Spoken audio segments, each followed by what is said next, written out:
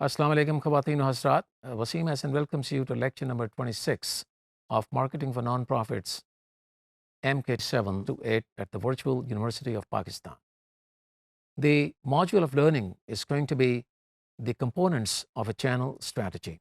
We all know that we need to have channels whereby we can reach our target audience, and marketers always need channels or places where they can transact and sell their programs or products to their target audiences. So in other words, we can say that marketers need channels because they want to reach their target audiences, and target audiences need channels because they want to reach offerings.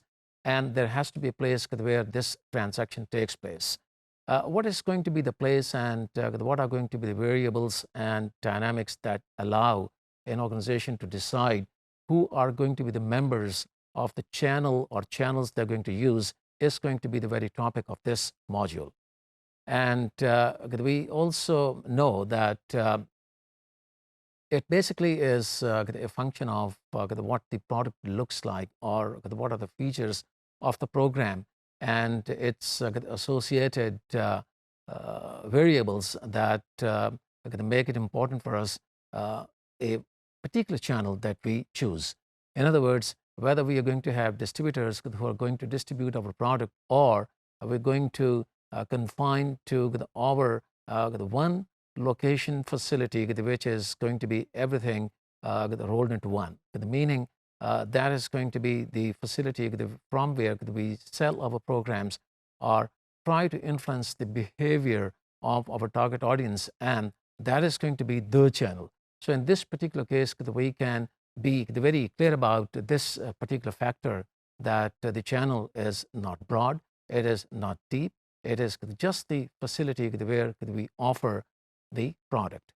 So in other words, in case we want to expand the channel or extend the outreach, we have to replicate a similar model of the facility that we have as the original one.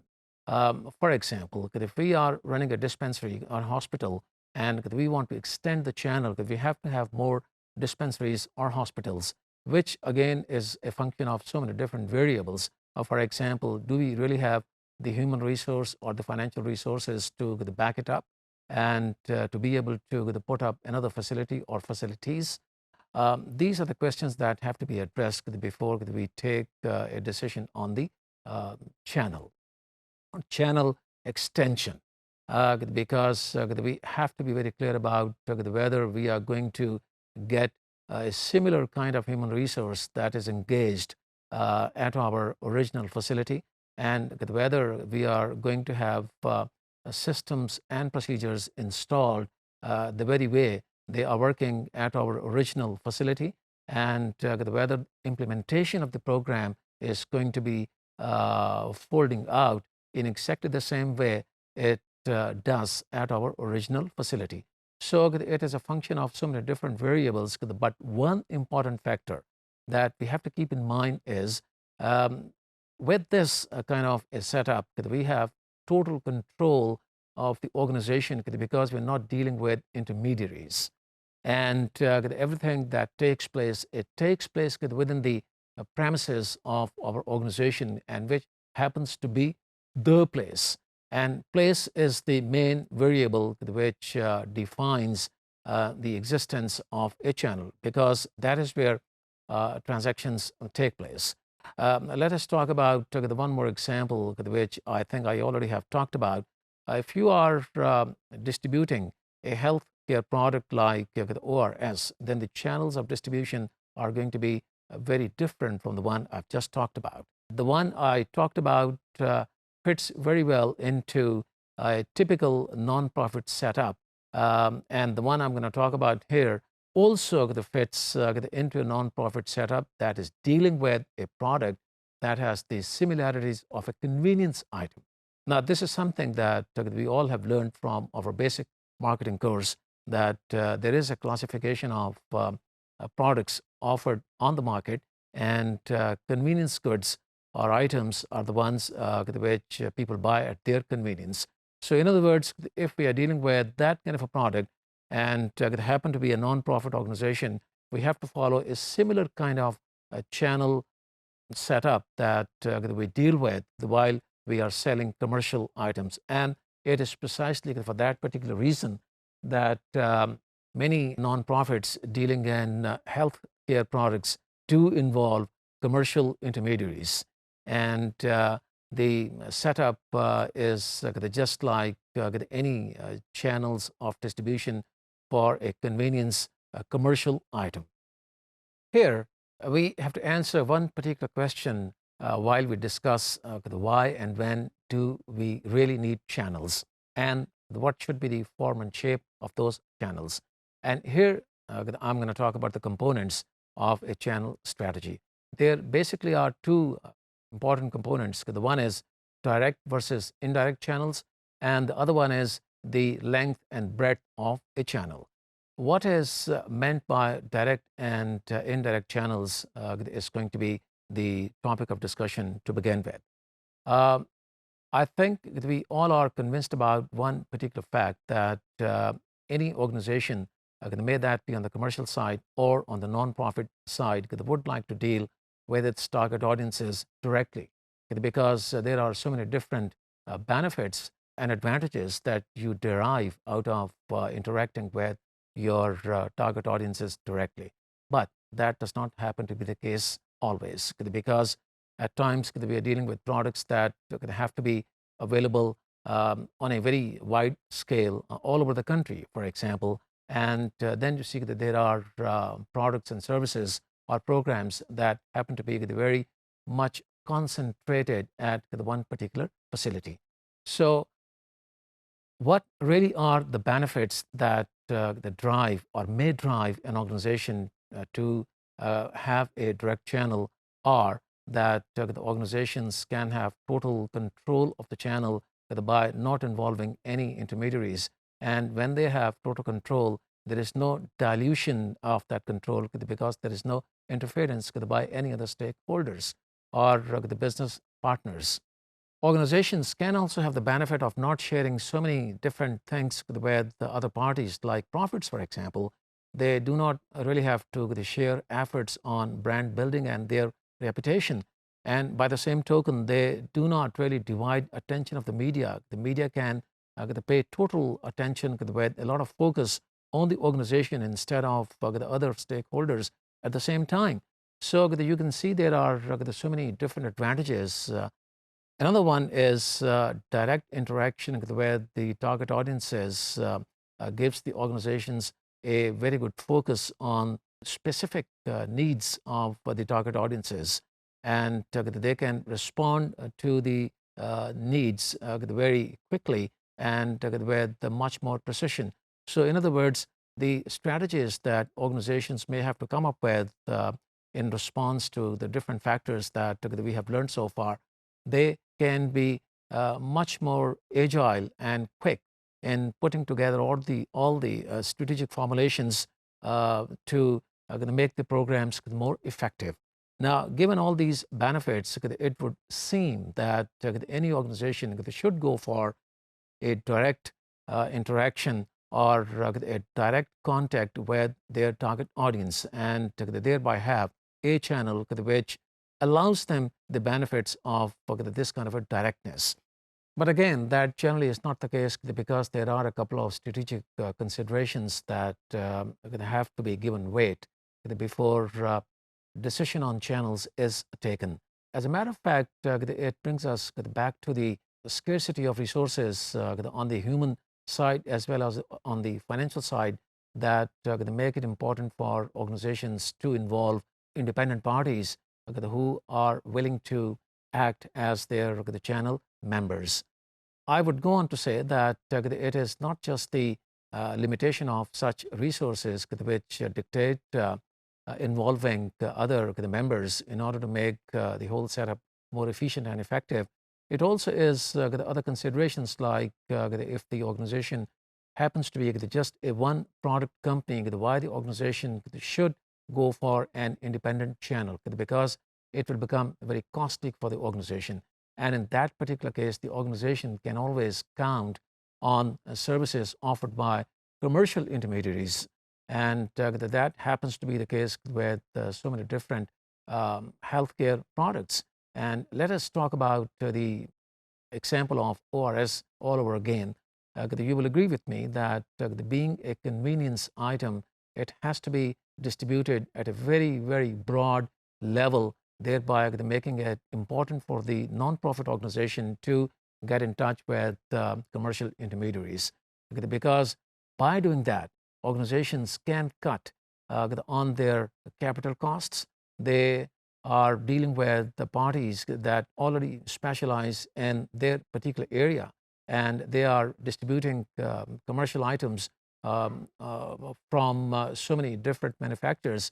And if we get into some kind of arrangement with them, we add one more product to their um, distribution resource, thereby making it more effective.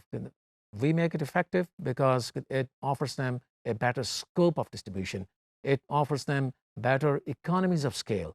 Here you see the question comes, um, how should you pick up your distributor? Well, in that case, you have to look into things like how many products and services the distributor is already distributing. If you think he's encumbered with products that already are part of the supply chain, and the distributor already has a lot on their plate, then you may really not consider that kind of a party and go to somebody else.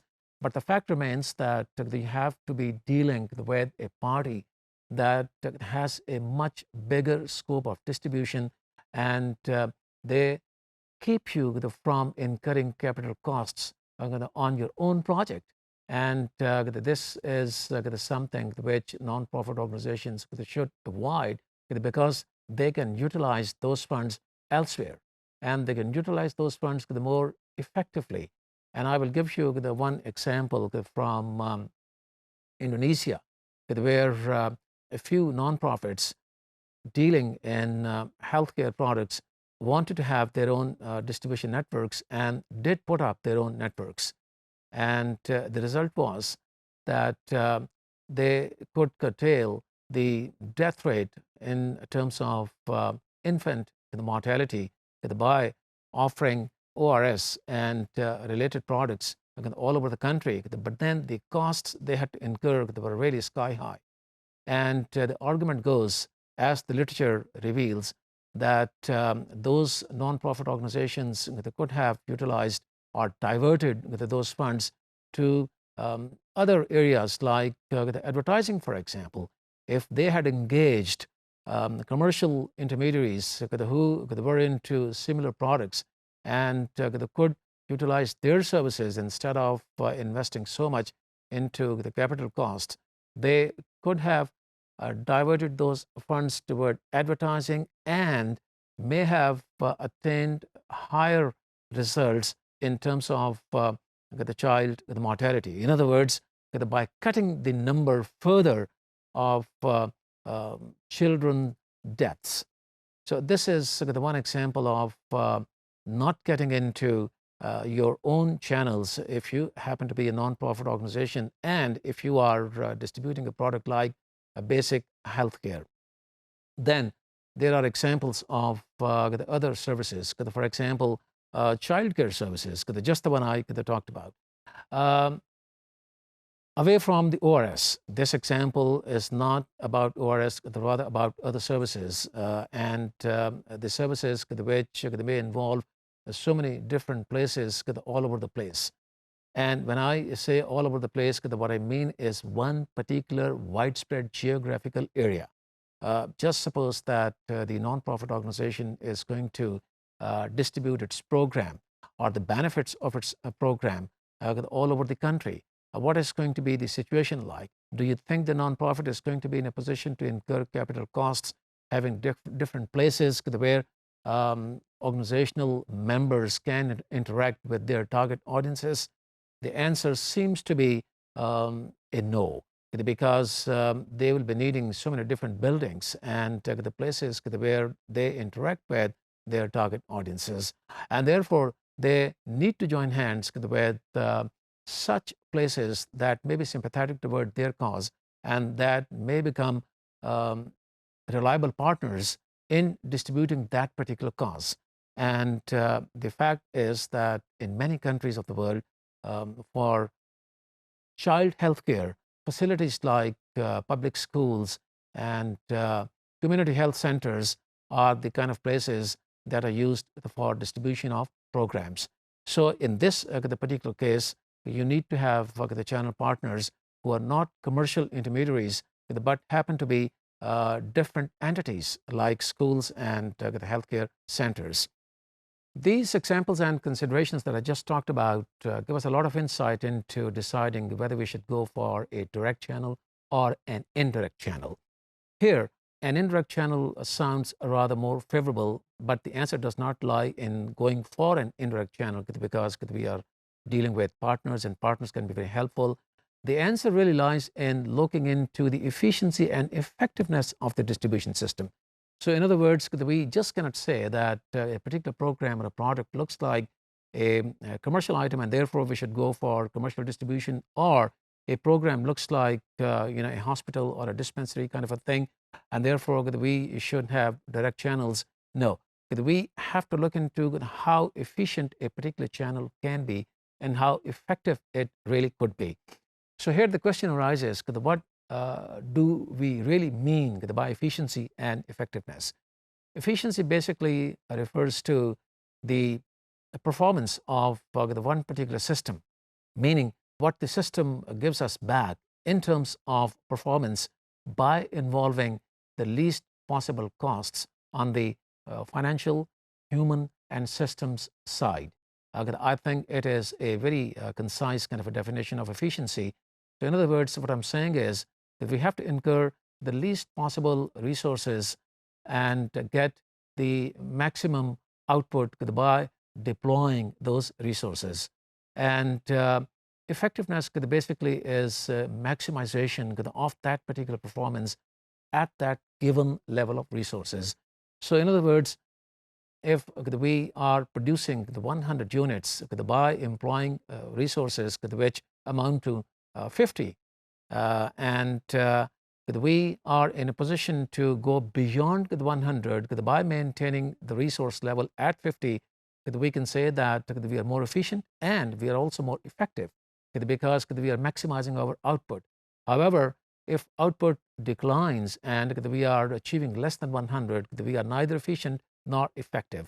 And therefore, we need to have the certain benchmarks in terms of what is meant by a least possible level of resources and what could be the optimal level of production. Whether we are producing in a manufacturing concern or we are producing services or we are distributing any kind of the benefits by offering a program, we would need to be in a position to define what is the optimal level that we are dealing with and what could be the least possible resources. So depending on the level of efficiency and effectiveness, we decide whether we should go for a direct channel or an indirect channel. The answer does not lie in looking at things by experience. That is the bottom line. Now, coming to the next component, which is about the length and breadth of the channels. This basically is an extension of what I've talked about so far. Length basically is the number of tiers that are involved between the organization that is selling or distributing its program and the ultimate consumer or the ultimate client in our nonprofit terminology, the ultimate target audience that benefits from the execution of our programs. And breadth of a channel basically is the number of places where we put our programs or put our product for sale or put our services for sale. And on the commercial side, the equivalent of that is different retail stores, then the wholesalers, and so on and so forth. In other words, we can say that it is the number of places that defines the breadth of the channel. In other words, all those places where we are selling a product, our service, or distributing our program. If we talk about a hospital or a dispensary, like I talked about this earlier, we do not really have a channel which is very broad. At the same time, it is not very deep. However, if there's a chain of dispensaries or something like ED, for example, we really have a very broad channel where we need to have the very effective the monitoring and control of all those channel members who are operating all over the country. And I would say again that we have to go back to the concept of the level of efficiency and effectiveness, deciding on how many more outlets we can have where we dispense with the benefits of our services. That depends basically on how efficient we can be given a certain level of resource that we have to ourselves, meaning human resources, the financial resources, and organizational resources in terms of putting together for implementation all the systems and procedures that they basically are the hallmark of a successful organizational uh, setup.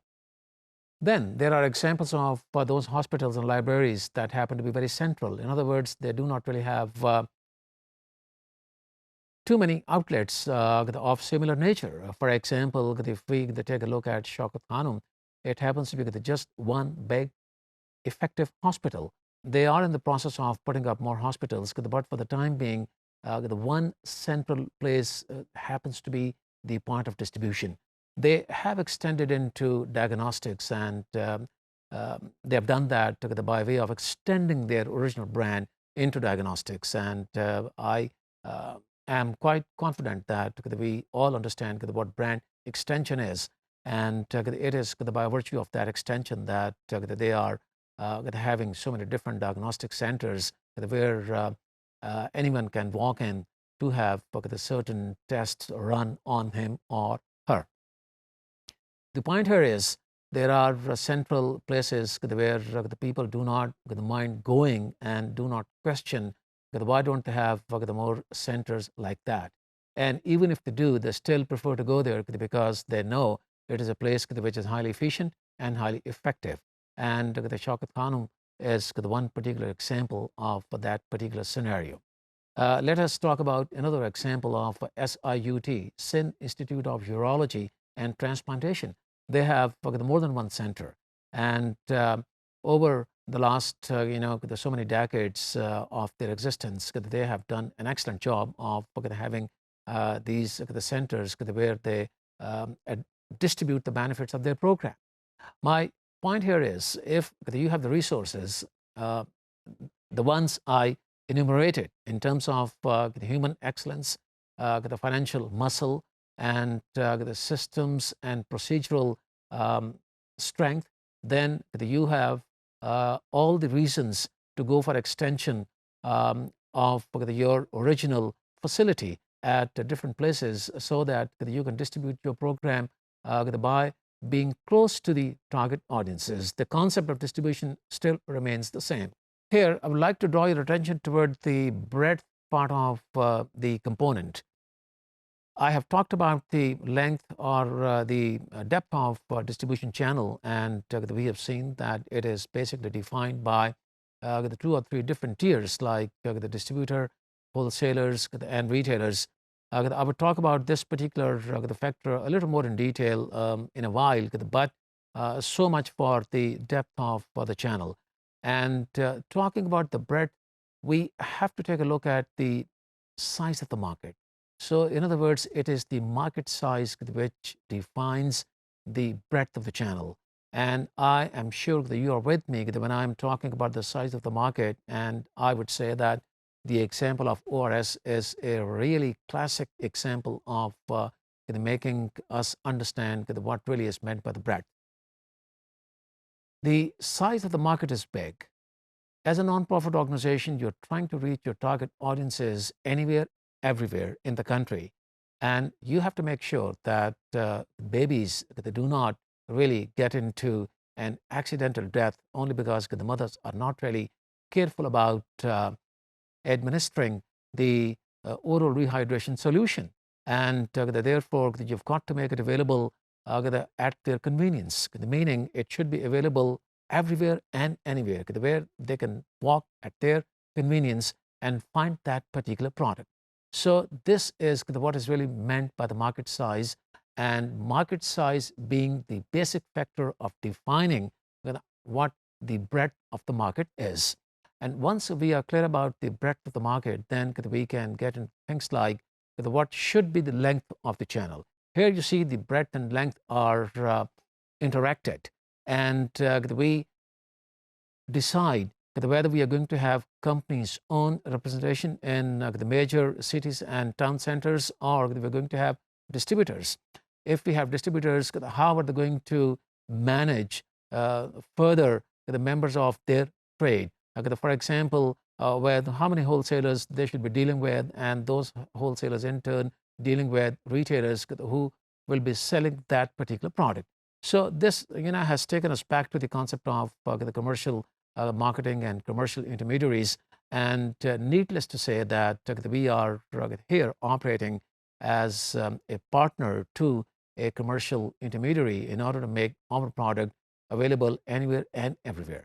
So therefore, we can easily draw a parallel here between the concept of product classification as we know it from the commercial side with the non-profit side. So in other words, we can borrow the concept and implement that, or execute it in its essence on the non-profit sector side as well.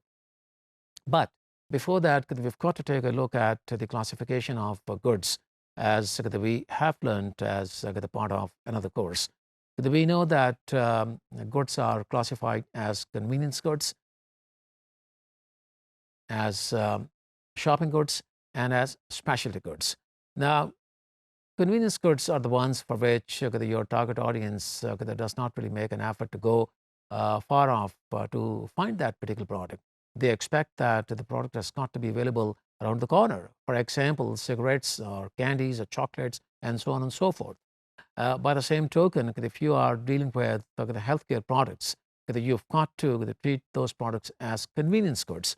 And once you are clear about this particular concept, you are going to be right on the effective and most efficient distribution setup.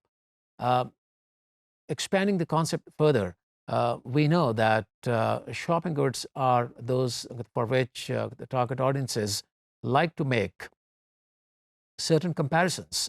They like to evaluate the one product against the other. And for that, they may have to undertake a little bit of effort in order to make sure that they have taken the right decision. And like I said, for that, they are willing to walk a mile, so to say. And they do not really treat those products as convenience goods. And if we think our nonprofit organization fits into that particular kind of a concept of classification of goods, then we've got to have a compatible kind of a distribution set up. I would say that basic healthcare units could fall into this particular category because people are not really concerned about how close it is. Rather, they are concerned about the quality it offers. And if they think that the one at a distance is the more reliable, they will rather walk to that particular facility. And that way, it happens to be defined as a shopping good. Talking about the third variety of the goods is the specialty goods. And I would say I already have talked about that by giving you examples from hospitals like the Shaukat Khanum and SIUT. Now, these are the kind of places which are highly, highly specialized in their pursuits. And whatever they do is something which is not available elsewhere. Since there are no substitutes to their programs, people are likely to undertake a very strong effort to get to those places and be treated there. So having a very clear understanding of the concept of classification of goods, we can decide the kind of distribution networks where we really belong, or the kind of networks which we should have. Examples of convenience goods, shopping goods, and the specialty goods make the whole thing very clear in terms of what should be more efficient and more effective given our level of resources. Let me take you to a couple of slides in order to further dilate on the concept that I just talked about, meaning the component of the distribution length and breadth. As you can see from this particular slide, we have the manufacturer or supplier or organization in the non-profit context sitting right on top. And the process of distribution starts from this particular level. This is the primary level. And as we can see on the left-hand side, the first box that you see is representative. Here we have a company representative or a distributor who is going to distribute our products. And I think the ORS product should be a very good guide for us to go through this particular distribution setup. From representative, we go down to the wholesaler. We need to have a few wholesalers in every market who are in a better position to sell at a wholesale basis to retailers who also happen to be part of their market. The reason the product has to go down to the retailer, which is the level before last, because your product is a convenience good and it's got to be available anywhere and everywhere, having a very widespread outreach. It is the level of the desired outreach which defines this particular concept of the distribution channel depth. Once the product is available at the retailers, it means that it has a widespread availability and outreach. And you as a consumer do not really have any problem finding that particular product because it is a convenience product and it is available around the corner. Let me draw your attention to the one more factor while I talk about the depth of distribution, because this is a model which basically has been drawn keeping in view the depth of distribution. But since the depth of distribution is contingent upon the breadth of distribution, we have to talk about both at the same time. So while clarifying that particular point, I would like to draw your attention to the arrow which is right of the box which contains this representative. Now, this arrow flows directly from manufacturer, supplier, and organization to the wholesaler. And if you go further right, you have an arrow flowing from the top level right down to the retailer. And if you go further right, you see that arrow flowing all the way down to the final consumer. Now, this could be, I would say, the simplification of the depth of the channel, because we are dealing with a market where we can afford to be direct with the consumer if we take the example of the rightmost arrow which flows from the primary level of this particular graphics and flows right down to the final consumer. If you go back to the left, you would realize one more channel has been added by way of having retailers. And further back, you will see wholesalers getting into the picture. And further back, representatives getting into the picture by being either company representatives or distributors. So depending upon the breadth of the channel, we decide how much depth we need to have. So we can summarize our understanding from the graphics that I went through, rather we all went through, like the following. Depth and breadth of distribution are interrelated. In other words, if the channel happens to be very broad, it also should be a little long. Otherwise, you will have problems of the monitoring and control.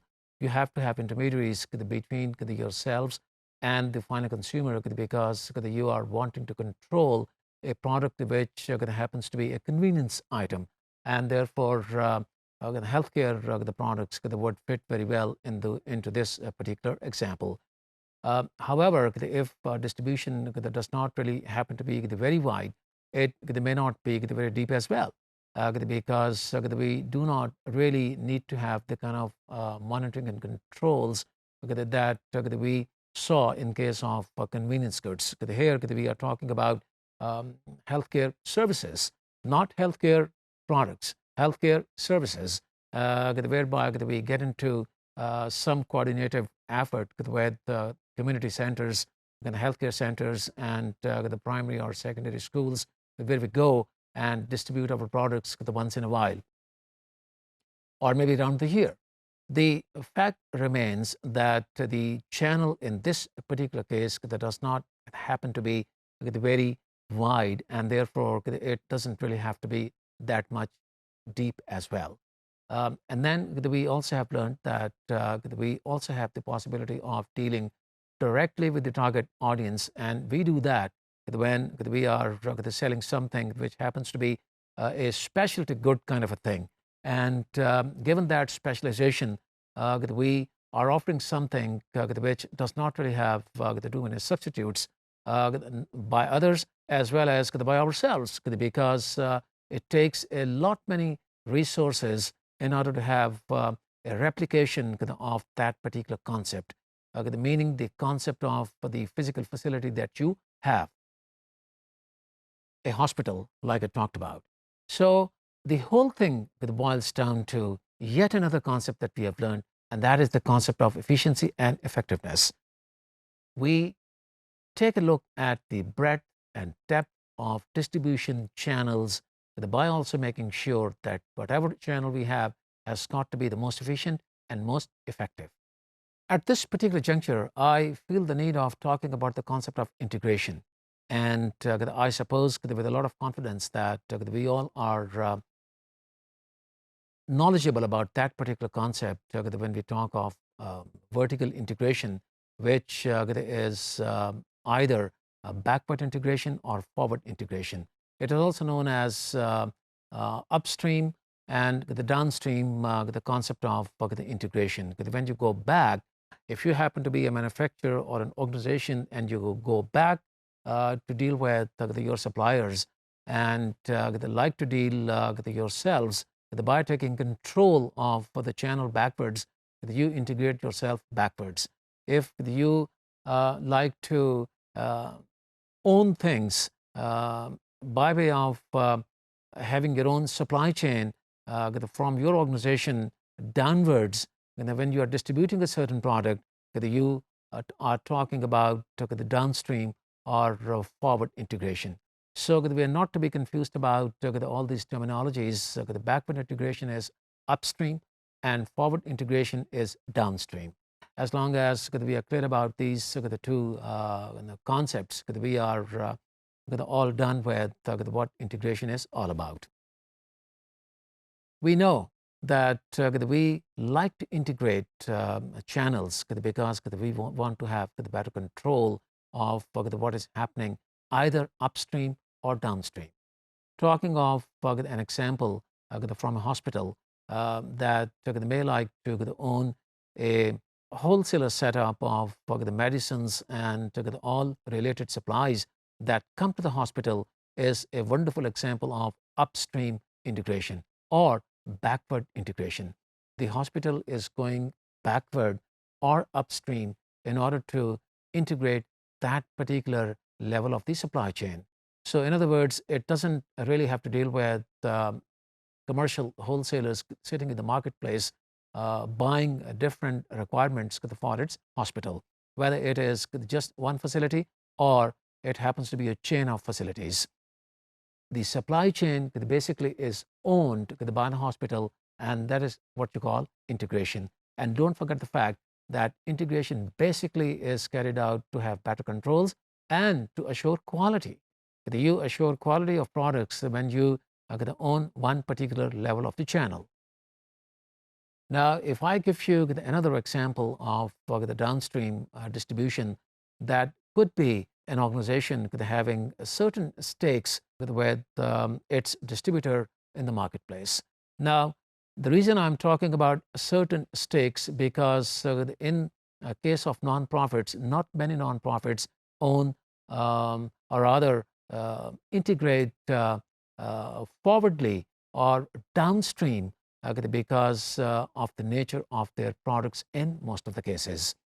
And I would draw your attention to the fact that even if nonprofit organizations can afford to have their own the distribution setup, they should not really jump to it before committing a very high level of capital cost, because they can have access to commercial intermediaries who already exist in the market and benefit from their services and expertise. Therefore, I talked about a certain level of stakes that a nonprofit organization may have in a distribution setup. The reason the organization would have stakes in that setup because it is convinced that it needs to have the better monitoring and control of whatever is being distributed at the distributor's level. And the organization, it goes without saying, has to be a resourceful organization in order to undertake this kind of a venture. But the fact remains that this is an example of downstream or forward integration. So you get into the concept of integration only when you think that it is going to be more profitable to the organization. And given the basic character of a nonprofit organization, we have to have all profits put into our reserves so that we can invest the same into future projects or existing programs in order to make them more efficient and more effective. Let me show you a graphical representation of this particular concept to make it the more clear. As you can see from this particular slide, we are starting backwards, or rather upwards or upstream, all terminologies denoting the same concept. And this is the rightmost box, and from there we flow into the organization. Now, this backwards or upwards, the point could be the one where the wholesaler is supplying all the medicinal supplies to one particular hospital. And this is the point that the hospital, or in other words, the organization, may consider buying or putting up a similar kind of a facility. Mostly when organizations are resourceful enough, they like to buy existing setups because they get all these systems and procedures installed. Only the ownership changes hands, and the new owners like to make the existing organization even more efficient and effective, and thereby integrating the whole operation into the supply chain which flows into the organization. So from this particular graphic, I think that this the particular concept is very well clear.